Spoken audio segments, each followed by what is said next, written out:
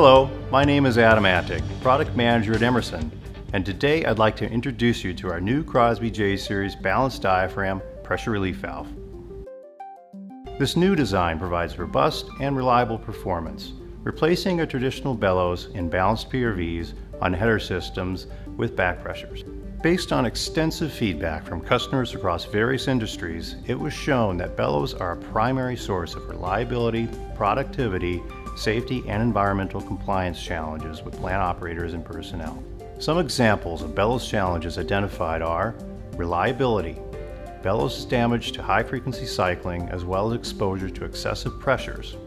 Productivity. Lower kV values of a bellows valve, increasing the size of the PRV needed on a header system as well as high cost of ownership. Safety. Damaged bellows can affect the set pressure of the PRV, compromising the balanced operation of the valve. Environmental. Fugitive emissions due to rupture or damaged bellows can be substantial and lead to costly fines. Crosby's solution for bellows challenges is the new JDSE Balanced Diaphragm Valve. This is a new groundbreaking design for API 526 PRVs and has been certified by the National Board. The JDSE utilizes an elastomer diaphragm as the main balancing element, which replaces a standard bellows.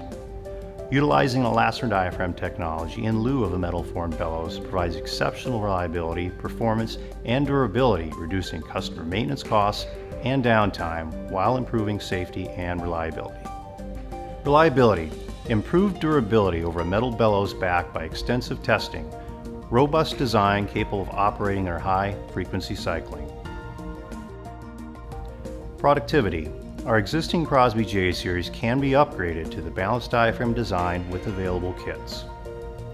Extends back pressure operation by 20% over traditional bellows design with an improved kV factor of up to 15%, reducing valve sizing and piping costs.